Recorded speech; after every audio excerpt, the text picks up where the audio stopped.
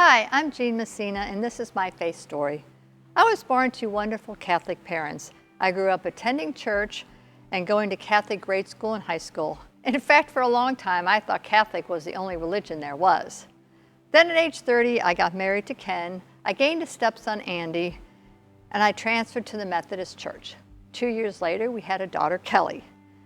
As a family, we regularly attended church. I did a lot of volunteer work, and as the kids got older, I attended Bible study classes. I felt like I led a Christian life. In retrospect, I realized I didn't spend any personal time with God or open my heart to the Holy Spirit.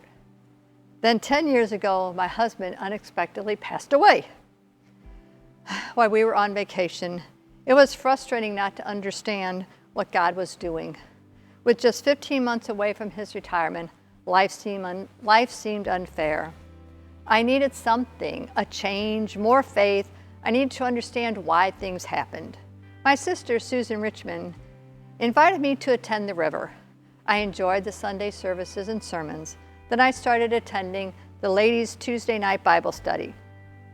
The Bible started to make sense in my life. It's like the light bulb turned on. God is trustworthy. He isn't necessarily predictable, and sometimes the outcome isn't what I prayed for. His ways aren't always understood, but he is faithful. As soon as my relationship with God seemed to be growing, another tragedy struck. 5 years ago, my daughter Kelly and her 10-month-old son were involved in a bad fire accident.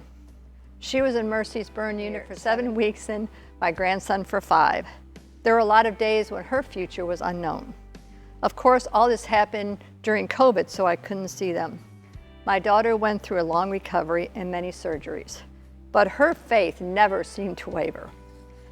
I had to remind myself to trust God instead of asking, why did this happen again? So some things I try to remind myself. You can't understand God if you don't spend any time with him. Gratitude is trusting God even when life is not perfect. God's plan is not usually mine, and why it's difficult for me to figure out sometimes, I have to place my confidence and hope in him. And now, instead of asking what's next, I try to look around and ask, what am I missing right now? Every day when I first wake up, I thank God for all I have. And I pray that the Holy Spirit will guide me into whatever today's may bring. So apparently the change to the river is the change I needed in my life. So thank you, Sister Sue, and all the people at the church.